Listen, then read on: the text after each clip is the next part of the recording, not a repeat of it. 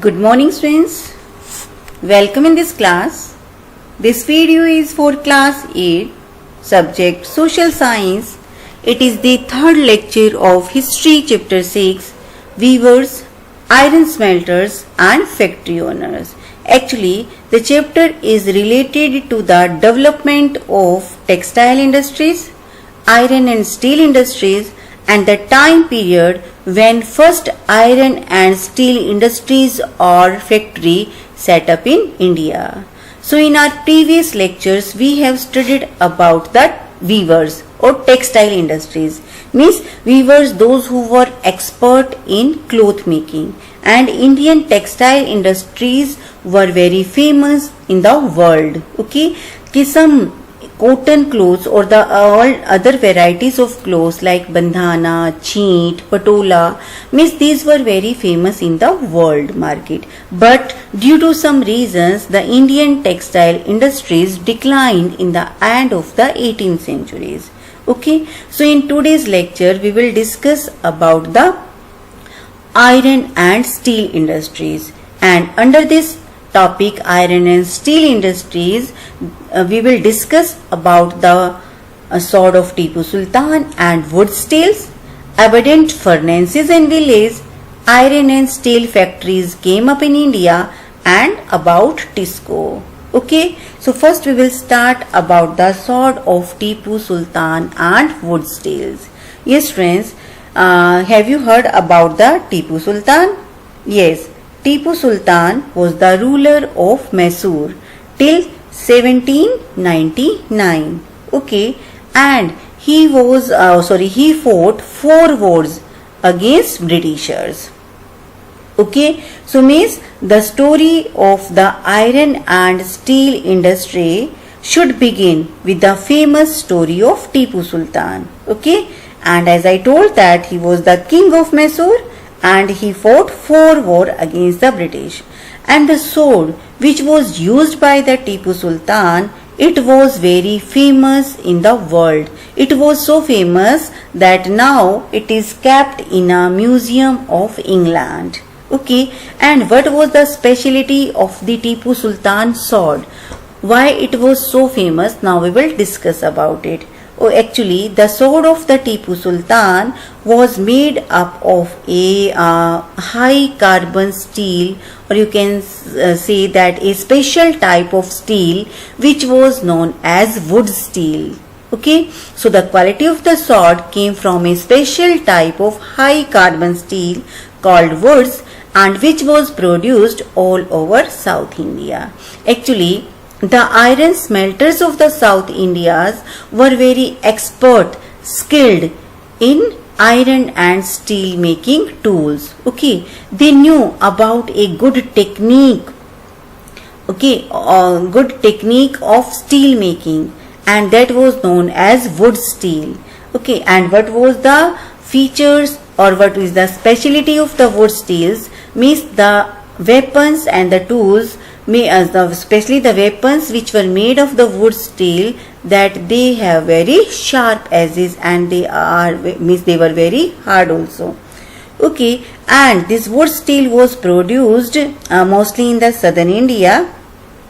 Okay, and a special technique or special pattern was used in producing wood steels. Okay, so means the sword which was made up of this steel had a sharp edge and with a flowing water pattern. So the pattern was due to the very small carbon crystal embedded in this iron.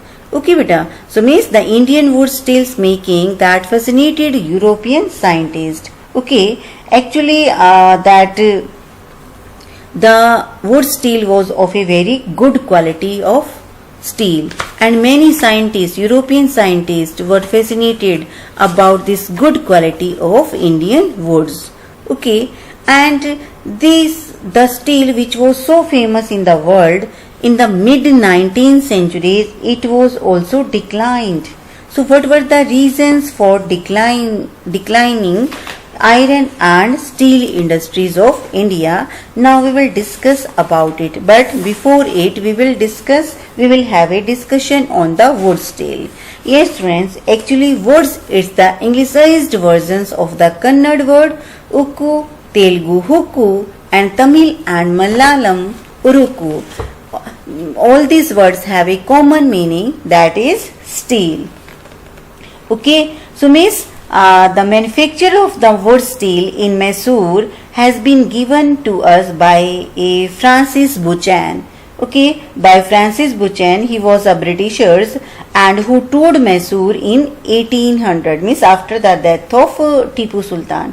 According to him, there were that large number of smelting furnaces all over Mysore. Okay, and smelting means, actually the smelting is the process by which a metal is obtained from rocks or soils by heating on very high temperature, and the process was also used for melting the metals itself to make an entirely new products. Okay, so now I will tell you that how this wood steels was produced. Okay, so wood steel productions required a highly specialized technique of refining iron. In India, iron smelting was common till the end of the 19th centuries. In Bihar and central India, every district had smelters. So who were the smelters? Means the people, those who were skilled in smelting process. Okay, so the furnaces were built of clay and sun-dried bricks. Okay students, so first you must know about the furnace. In Hindi, the furnace meaning is bhatti, chimney. Okay, and this bhatti or chimney, that they were built of the clay and sun-dried bricks. Like in the, you can say same here, I can give the example in the villages. In the villages, that chulha is built with the help of clay or sun-dried bricks. So in the same way that a furnace was built. Okay, and in which that means iron was mixed with charcoal, means pieces of wood in this furnace, and then put inside small clay pots. Okay, so then the mixture was subjected to high temperature to produce steel. So first furnace were set up, after that iron was mixed with charcoal and in this furnace, and then put inside small clay pot. Okay, and in this small clay pot, what is that filled in it? Means the mixtures of this iron and that iron and steel and the charcoal, that this mixture was subjected or that heated at a very high temperature. Okay, and in this way steel was produced. Okay, but wood steels, actually it was also popular in the West and Central Asia and was used there for making, especially it was used for making swords. Okay, and as I told, the words woods meaning steel, and it was an English word and had different names in their native language. So woods, it's a English meaning. Okay, and in other languages many other words are used for it. Just I told you that ukku word is used in Kannada language, hukku word is used in Telugu language, and urukku in Tamil and Malayalam. Okay, yes friends, that Michael Faraday, a European scientist, okay, he studied the properties of the Indian woods for 4 years from 1818 to 1822. Okay, so this can tell that how this wood steel was famous in the world. Actually, even before the conquest of India by the British, the iron and steel industries flourished in India. Iron and steel was required for making swords, arms, armors and other implements, okay, of wars for the Nawabs, rulers of India. So Indians were expert in that means iron and steel making tools or weapons. Okay, but in the late 19th centuries, the craft of iron smelting declined. What were the reasons behind it? What were the reasons which were responsible for declining iron and steel industries in India? So this iron and steel industries, which was so famous, what was the reason for it declining? Now we will discuss about it. Okay, actually the main reason were there means the popularity of the wood steel got lost with the, you can say, advent of the British in India. When Britishers came in India, so the popularity of the wood steel got lost. Its production totally declined by the mid 19th centuries, and many reasons were responsible for that, many factors were responsible for that. And the first, like this, there the ruler lost their states to the British, and that consequently their demands for sword and armors declined sharply. Okay, means now they did not have any need to fight war. Okay, because the rulers lost their state to the British, means British had control on the states of the rulers. And second reason, like British also imported iron and steel equipment manufactured in their home country to be used in India. Means before it only that, you can say, in India the weapons and tools which were used, they were made from India, means they were Indian. But now the Indian market were flooded with the weapons and tools which were made in Britain. Okay, so that is the also reasons. That's why the demand of the Indian iron and tools declined. Okay, beta. So next reason is there that the government made new forest law, and according to this forest law, that the common people, tribal people, were not allowed to enter in this forest. They were not allowed to collect wood which they needed as charcoal in their furnace. Got it? So means and they were also facing problems to get iron ore also. This is there.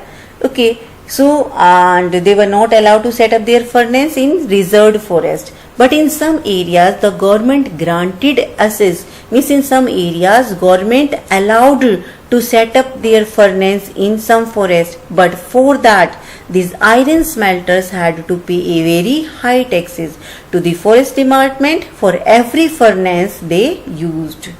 Okay, so these were some reasons. That's why the iron and steel industries that lost its importance till in the late 19th centuries. Okay, and by the early 20th centuries, the artisans producing iron and steel faced new competitions also with the Britishers. Means the Britishers that, you can say, prevented the people from entering these reserve forests. Already I have told you this. Means the furnaces were mostly located in the dense forest areas, so that has large reserve of wood. So the officers of the company, that they imposed very high taxes on the smelters for the use of their furnace. So what happened? So as a result of the British policies, both the smelters of iron and craftsmen who produced valuable items from iron were forced to abandon their craft and search for some other means of livelihood. Their means of income were greatly reduced, and subsequently they were reduced to poverty. Okay, so these were some reasons. That's why the iron and steel industries declined. Okay, beta. Now again, India's iron and steel industries, okay, that you can say increased when in 1904 Charles Wade, an American geologist, okay, and Dadabhai Tata, and the eldest son of Jamshedji Tata, travelled to Chhattisgarh in search of iron ore deposit. Okay, beta. I think you have heard the name Dadabhai Naoroji, that he was the owner or founder of the Tata Industries. Now we see in our daily life that every product in our daily life, from salt to the big machines or that tools, vehicles, that they are made from the Tata. Okay, so first iron and steel industries was set up by that Dorabji Tata, and he was the son of Jamshedji Tata in 1904. Actually, Dorabji Tata and Miss, he decided to that spent that few amount of his wealth to set up any industries in India. So for that he travelled to the Chhattisgarh okay, in the forest of Chhattisgarh in search of iron ore deposited with the Charles Wade. They wanted to set up a modern iron and steel plant in India. Okay, so after traveling 4 months, Wells and Dorabji found Rajhara Hills, which had one of the finest ore in the world, but the region was dry and water was not to be found nearby. Yes friends, actually beta, what happened when Dorabji Tata decided to set up any industries in India, that for that he travelled to the forest of Chhattisgarh. Okay, and when they were that traveling in searching of that iron ore, then they met with some peoples, those who were known as Agarias. So who were these Agarias? Actually, Agarias were the people, tribal people, those who had the knowledge, or those who were, you can say, had the knowledge of iron smelting process. Okay, means some communities like Agarias, means they were specialized in the craft of iron smelting. So who were these Agarias? Agarias were the specialized or skilled in craft making or in iron smelting. Okay, so when Dorabji Tata met these Agarias, okay, at that time he found that they had some load on their back. And when Dorabji asked about this, that they told that they have iron ore in the bucket which were loaded on their back. Okay, so for that, in this way they found the source of iron ore, and that was at the, you can say, where they found the source on Rajhara Hill in Chhattisgarh. Rajhara Hill in Chhattisgarh. Okay, so when one day after travelling for many hours in the forest, Weld and Dorabji came up of a small village and found a group of men, and this small group of men and women that carrying, I told that they carrying basket loads of iron ore. So these people were Agarias, and I told that when Dorabji asked where they had found this iron ore, so the Agarias pointed, or they told about the Rajhara Hill. So Weld and Dorabji reached that hill. Okay, and here they found a great source of deposit of iron ore. Okay, and the Rajhara Hill had one of the finest ore in the world. But there was also a problem. So what was this problem? Actually, the region was dry and water, as we know that water was necessary for running the factory, and it was not be found in this area. So the Tatas had to continue their search for a more suitable place to set up their factories. Okay, so however, the Agarias helped in discovery of a source of iron ore, and that would later supply the that iron and steel plant in Bhilai. So a few years later, a large area of forest was cleared, okay, on the banks of the river Subarnrekha to set up the factories and industries township that was Jamshedpur. Okay, so first iron and steel industries was set up in India is Jamshedpur, and it was at the bank of Subarnrekha river. Okay, so for that the first iron and steel company, and that was also known as TISCO. Yes friends, do you know the full form of TISCO? TISCO means Tata Iron and Steel Company. So first Tata Iron and Steel Company was set up in Jamshedpur in 1912. Okay, and actually the TISCO was set up at, you can say, golden time, means opportunity time. And what was there? As we know beta, as I told that it was set up in 1912. So as we know that in 1914 First World War broke out. Okay, and so for that more amount of, you can say, iron and steel was required to make the armors of the military soldiers. So in this way, the demand of Indian iron and steel industries, which was declined in the mid 19th centuries, again it was increased. So who was responsible for that? First World War. Okay. So means actually all through that means late 19th centuries, India the another thing was there means in the 19th century, late 19th century, India was importing steel that was manufactured in Britain. Means now this time before this that Tisco, India that imported all steel from Britain. Okay, as we know, means actually at that time the Britishers were set up railway lines also in India. Okay, so the expansions of the railway lines in India, okay, they had provided a huge market for rails and that Britain produced. For a long while, the British experts in the Indian railways were unwilling to believe that good quality steel could be produced in India. Okay, so by this time, as I told, that Tisco was set up and the situation was changing. So in 1914, as I told, what happened? The First World War broke out and steel produced in Britain now had to meet the demand of war in Europe. So the import of British steel into India declined. Okay, and the Indian Railway turned to Tisco for supply of rails. Okay, so now in this way the British government had to purchase iron and steel from Tisco because the iron and steel which was produced in Britain, it was that misused to fulfill the demands of the that military, okay, for making armors and the swords or the that weapons for them. Okay, so for in India for the railway lines, that the British started to purchase iron and steel from Tisco. Got it?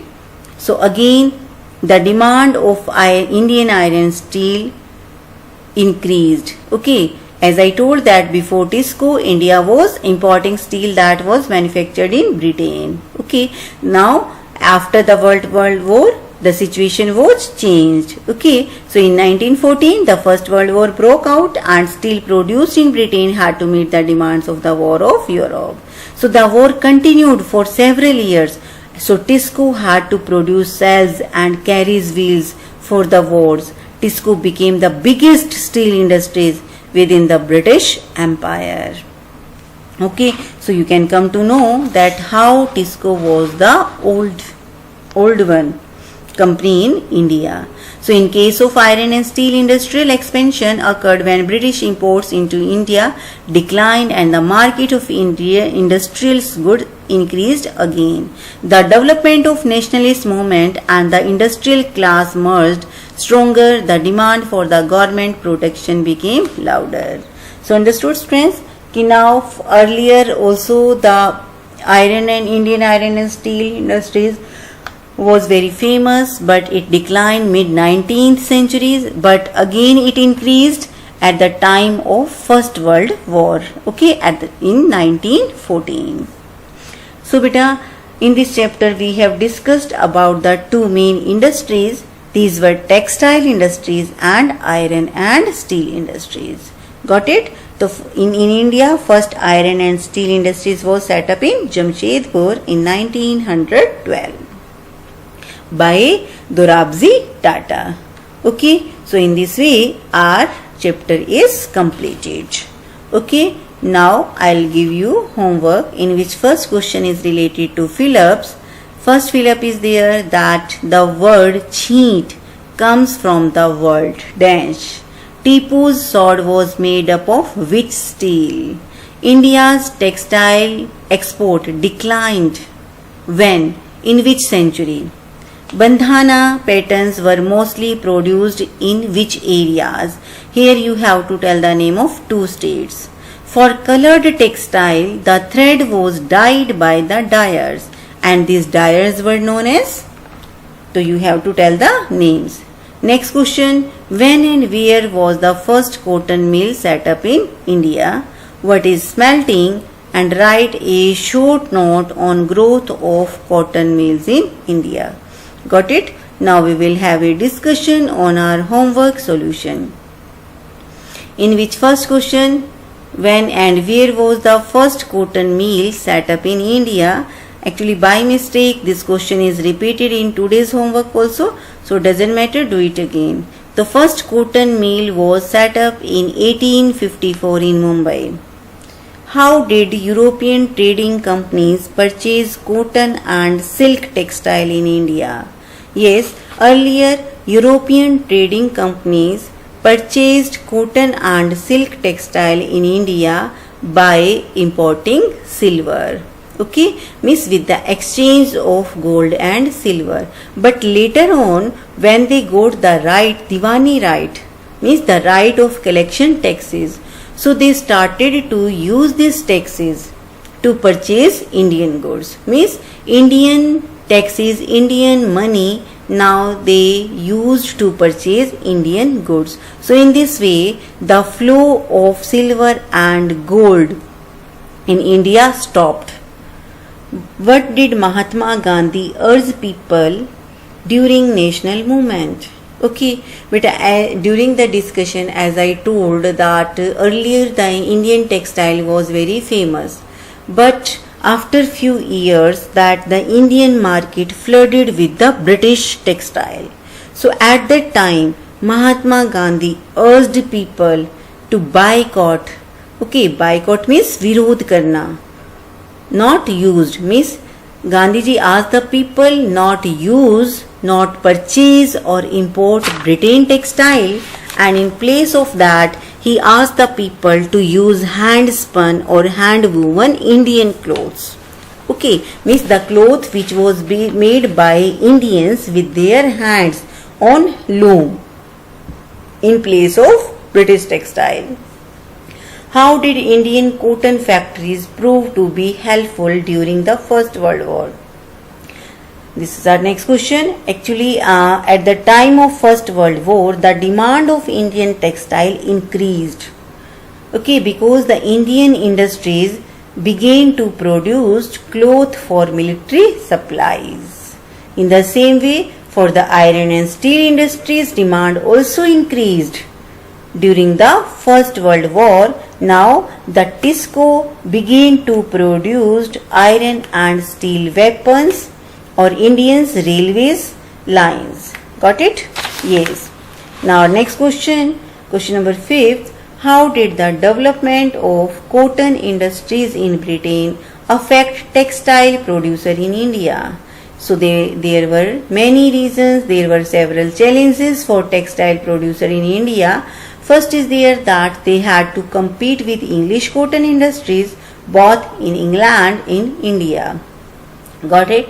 British cotton industries expanded, which led to the shrinkage of Indian textile producers. Means now the Indian market were flooded with British textile. Now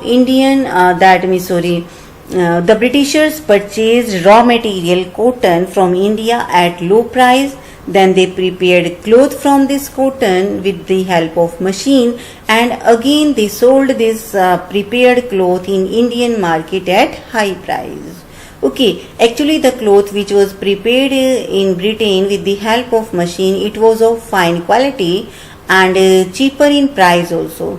That's why that it decreased the demand of Indian clothes. So thousands of Indian textile producers were out of employment because the British took over the market with their industries. Okay, now the British had control on the Indian market, means Indian market were flooded with the British clothes, and now there were no demand of Indian clothes. So that's why that many weavers that they left these occupations, okay, and then they became homeless and jobless. Okay students, so in this way beta our today's lecture is completed. Okay, tomorrow we will meet again with the summary of this